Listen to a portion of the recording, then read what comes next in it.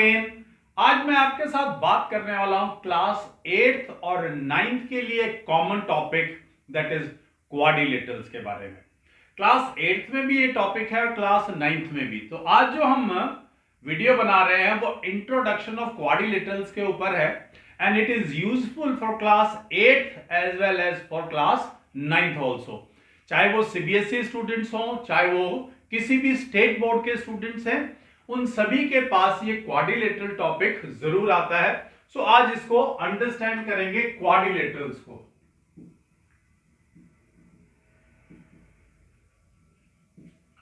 सबसे खास बात क्या है कि mathematics is also like a language. ये भी एक भाषा की तरह है। अगर इन शब्दों को, जैसे अब क्वाड्रिलेटरल एक शब्द आया, अगर इसका बिल्कुल क्लियर मीनिंग हमें समझ में आ जाए तो automatically when somebody speaks like quadrilateral, हमारे माइंड में वो सारी पिक्चर्स आ जाती हैं और बहुत आसानी से हम ज्योमेट्री को समझ पाते हैं। सो सबसे पहले हमें ये पता होना चाहिए व्हाट इज अ क्वाड्रिलेटरल। अगर इसकी लैंग्वेज यानी मैथमेटिकल लैंग्वेज आपको क्लियर होगी तो mathematics will be easy for you. Otherwise हम इससे बहुत स्ट्रगल करते रहते हैं। सो प्लीज, क्योंकि ज्योमेट्री में सबसे ज्यादा स्ट्रगल करते हैं, तो इसको बहुत अच्छे से समझेंगे। Geometry is one of the most easiest part of mathematics. So quadrilateral की डेफिनेशन क्या है? It is a polygon having 4 sides. अब गौर करें तो there is one new word, polygon, in between. इस शब्द का भी अगर हमें मतलब क्लैरिटी से पता होगा तभी हम इस डेफिनेशन को अपने माइंड में सेटल कर पाएंगे। सो पॉलीगन का मतलब है अ क्लोज्ड फिगर।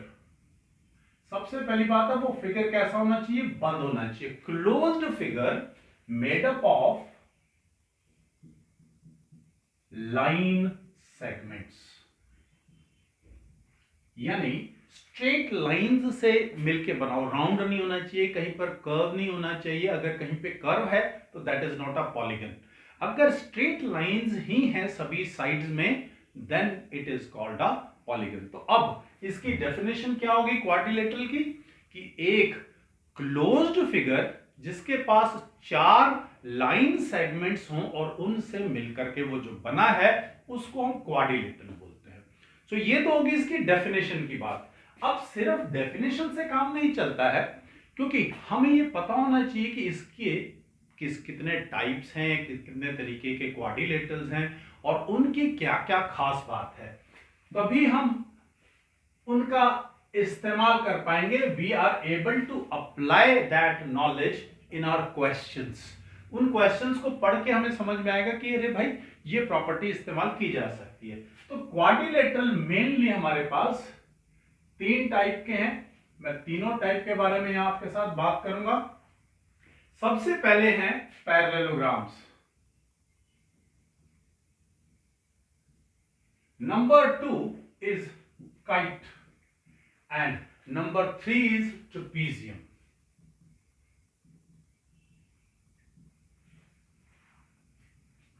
पैरेललोग्राम्स फिर आगे सब डिवाइडेड है 3 पार्ट्स में, 1, 2 एंड 3। इसके बारे में थोड़ी देर में बात करेंगे। सबसे पहले बात करते हैं काइट के बारे में।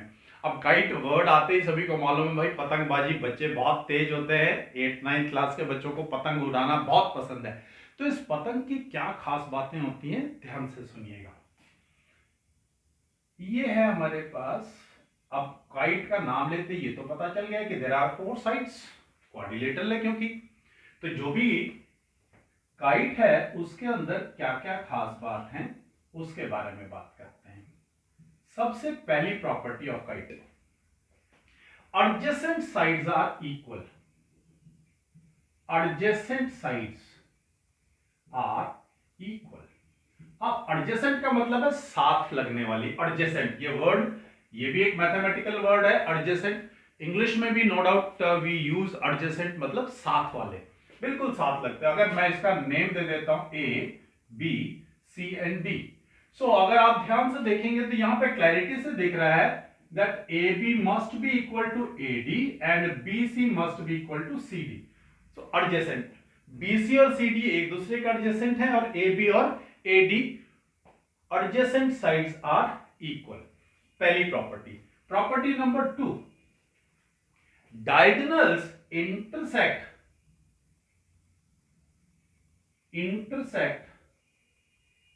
each other at 90 degree. अब यहां पर दो वर्ड्स आए हैं, one is diagonals and the second is intersect. सबसे पहले बात करेंगे इंटरसेक्ट की। इंटरसेक्ट और बाइसेक्ट दो बहुत क्लोज वर्ड्स हैं, one is intersect another is bisect. अब इंटरसेक्ट और बाइसेक्ट में क्या अंतर है? इंटरसेक्ट का मतलब है, suppose this is a line segment, if I cut it from anywhere, कहीं से भी कट कर दें अगर उस लाइन सेगमेंट को, तो इसका मतलब एक लाइन ने उस लाइन सेगमेंट को इंटरसेक्ट कर दिया है। और बाइसेक्ट का मतलब है, suppose this line segment is 6 centimetre और 3 सेंटीमीटर इधर छोड़ना, 3 सेंटीमीटर इधर छोड़ के अगर कट करें, मींस बाय का मतलब है 2 इक्वल पार्ट्स में अगर वो डिवाइड करता है, देन इट इज बाइसेक्ट। और अगर जैसे अब ये पोर्शन छोटा है और ये पोर्शन बड़ा है, देख पा रहे हैं आप, तो they are intersecting. The second word is diagonals. अब डायगोनल्स के बारे में भी आपको पता होना चाहिए, what is a diagonal, because हम बहुत बार यूज करते हैं इस वर्ड को, क्लास 8 के स्टूडेंट्स ने भी बहुत बार यूज किया होगा। What is a diagonal? Diagonal it is a line segment. सबसे पहली बात क्या है, ये एक लाइन सेगमेंट है, यानी it has a fixed initial point and a fixed and point, यानी इसको मेजर किया जा सकता है, डायगोनल की लेंथ फाइंड आउट की जा सकती है। It is a line segment which starts from one vertex and joins non-consecutive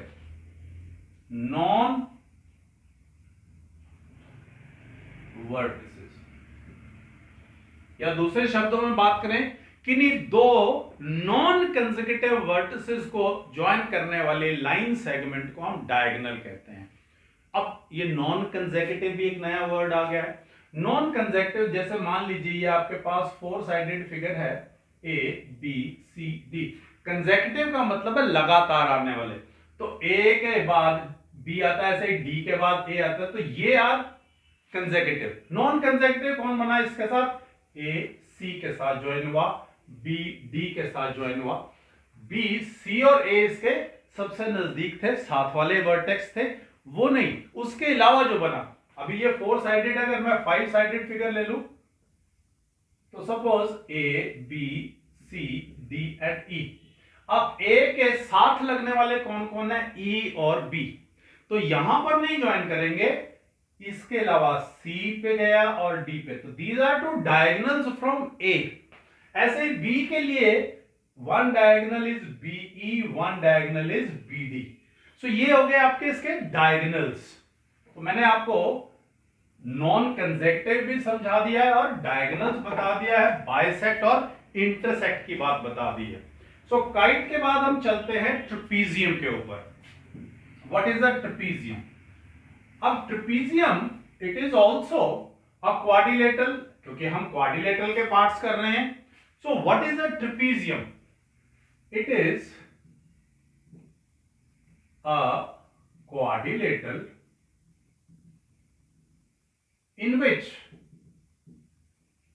one pair, एक पेयर मतलब एक जोड़े की बात हो रही है, यानी दो साइड्स की बात, in which one pair of opposite sides are parallel।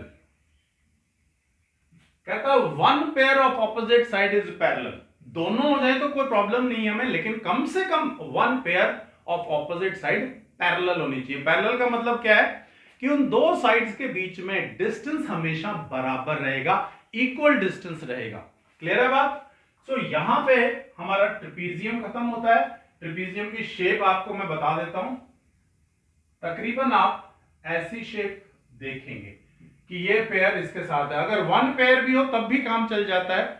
तो सभी क्वाड्रिलेटरल्स ट्रेपीजियम होते हैं क्योंकि उनके अंदर one pair of opposite side parallel होता है। तो अब बात करते हैं पैरेललोग्राम्स के अंदर।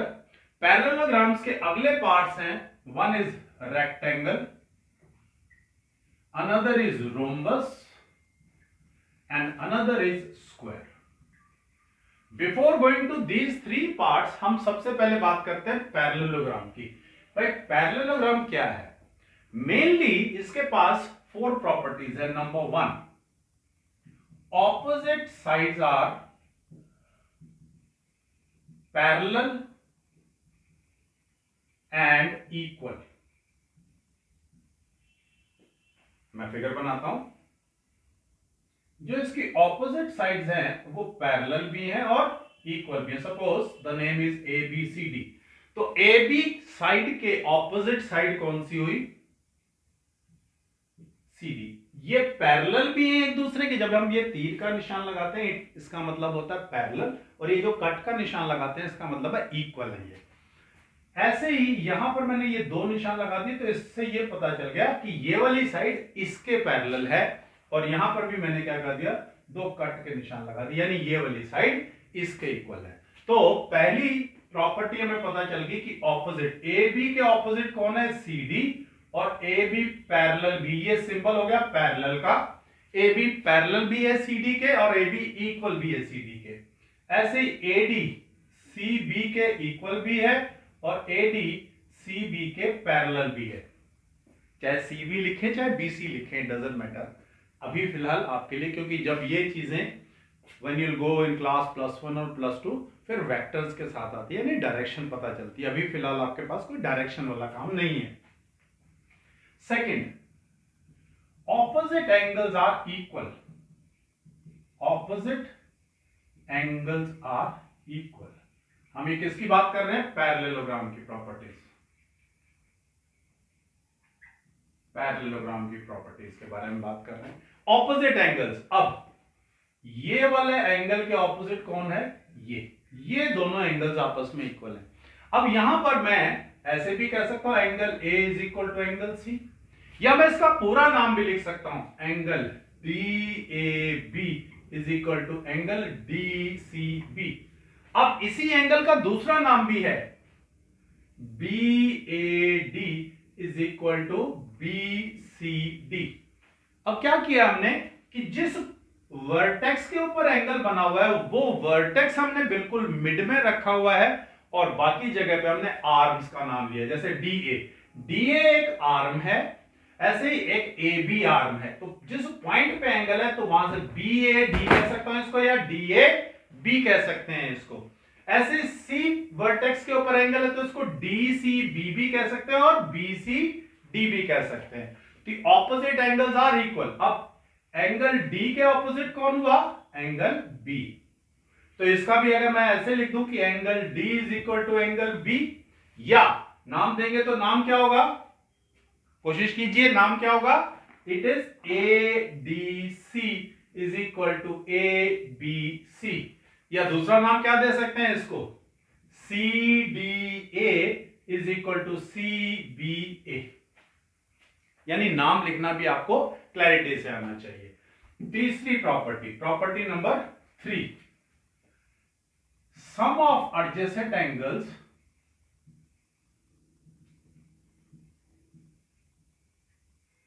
Is 180 degree. एडजेसेंट, साथ लगते हुए। अब ए के साथ भाई डी भी लगता है और ए के साथ बी भी लगता है, तो यस एंगल ए में चाहे मैं बी को प्लस करूं तब भी 180 आएगा, एंगल ए में चाहे मैं एंगल डी करूं तब भी 180 ही आएगा। ऐसे ही बी में चाहे मैं सी ऐड करूं चाहे ए, तो ए और बी तो हो गया, B plus C is also 180 degree. ऐसे ही C plus D is also 180 degree. Sum of adjacent angles is 180 degree. This is property number 3। अब चलते हैं प्रॉपर्टी नंबर 4 पे, डायगोनल्स बाइसेक्ट। अब बाइसेक्ट और इंटरसेक्ट का अंतर भी हमने आपको बताया था, बाइसेक्ट ईच अदर। कहता है इसके जो डायगोनल्स हैं, जैसे आप ए को सी से ज्वाइन किया, this is one diagonal, D को बी से किसी पॉइंट ओ के ऊपर। बाइसेक्ट ईच अदर का मतलब क्या है कि भाई ओ ए जो है वो ओ सी के बराबर होगा। ये दो बराबर हिस्सों में बट गया डायगोनल इस पॉइंट ओ की वजह से। सिमिलरली ये डायगोनल भी दो बराबर हिस्सों के अंदर बट गया, यानी ओ डी जो है वो ओ बी के इक्वल आएगा। So these are 4 properties of parallelogram. अब इन 4 प्रॉपर्टीज के बाद, क्योंकि सभी ये रेक्टेंगल, रोम्बस और स्क्वायर दे आर पैरेललोग्राम्स, तो इसका मतलब रेक्टेंगल के पास ये 4 प्रॉपर्टीज तो हैं। तो रेक्टेंगल की और क्या प्रॉपर्टीज हैं? नंबर 5, रेक्टेंगल की नंबर 5 प्रॉपर्टी क्या है? All the angles are equal and of 90 degree. चारों एंगल इक्वल है और 90 डिग्री के हैं। Both the diagonals are equal. अब देखिए ये इसकी शेप है रेक्टेंगल की। अब ये एंगल 90 डिग्री है, ये तो हमें मालूम कि ऑपोजिट एंगल इक्वल है, ये भी 90 है। अब सम ऑफ एडजेसेंट 180, अगर ये 90 है तो ये भी 90, ये 90 है तो ये भी 90। तो अगर आपको कभी ये दिखाना हो कि this parallelogram is a rectangle, तो कोई एक एंगल भी अगर आप 90 डिग्री का दिखा देते हैं किसी भी पैरेललोग्राम में, तो वो ऑटोमेटिकली रेक्टेंगल में कन्वर्ट हो जाता है। दूसरी बात, both the diagonals are equal. अब अगर मैं इसका नाम देता हूं A B C and D, so B D join किया और ए सी। अब प्रॉपर्टी ऑफ पैरेललोग्राम के अकॉर्डिंग ये और ये इक्वल थे, ये और ये इक्वल थे, लेकिन जब पूरे के पूरे डायगोनल्स ही इक्वल हो गए तो इसका मतलब O A is equal to O B is equal to O C is equal to O D. भाई दो इक्वल साइड्स है और उनको हम बिल्कुल हाफ हाफ कट करते हैं, तो जो 4 हिस्से बनेंगे वो चारों आपस में इक्वल होंगे। तो ये प्रॉपर्टी, इसका यूज ऐसे किया जा सकता है, क्योंकि प्रॉपर्टी सिर्फ लर्न करने से काम नहीं चलेगा। यू हैव टू अंडरस्टैंड कि how we can use these properties. अब बात करते हैं, rectangle is clear, the second one is rhombus. As the rhombus was also a parallelogram, तो इसका मतलब ये 4 प्रॉपर्टीज तो रोम्बस के पास हैं ही। नंबर 5 रोम्बस की प्रॉपर्टी क्या होगी? नंबर 5, 4 ही होगी रोम्बस के पास। Number 5, all the sides are equal. इसकी सभी साइड्स इक्वल होती हैं, आर इक्वल। एंड नंबर 6, एक और प्रॉपर्टी है, diagonals bisect each other at, ये तो मालूम था बाइसेक्ट करते हैं, diagonals bisect each other at 90 degree. अगर इसकी शेप बनाए, जैसे काइट की शेप थी उसके अंदर तो क्या था, एडजेसेंट साइड्स इक्वल थी। यहां पर चारों साइड्स आपस में इक्वल हैं और जो डायगोनल्स हैं वो भी बाइसेक्ट करते हैं, और कितने डिग्री पर? 90 डिग्री के ऊपर बाइसेक्ट करते हैं। Then comes square. स्क्वायर की खासियत क्या है कि ये सभी प्रॉपर्टीज स्क्वायर की हैं। स्क्वायर के पास आपके चारों प्रॉपर्टीज पैरेललोग्राम की, दोनों रेक्टेंगल की और दोनों रोम्बस की प्रॉपर्टीज भी हैं, तो दैट इज अ स्क्वायर। आज का ये इंट्रोडक्शन था रिगार्डिंग द क्वाड्रिलेटरल्स। अगले वीडियो के अंदर हम क्लास 9th में इस क्वाड्रिलेटरल्स और पैरेललोग्राम्स का, रेक्टेंगल, रोम्बस और स्क्वायर का कैसे यूज है, इनकी प्रॉपर्टीज को यूज करते हुए आप कैसे क्वेश्चंस को सॉल्व करेंगे, will discuss that. Till then, thank you very much.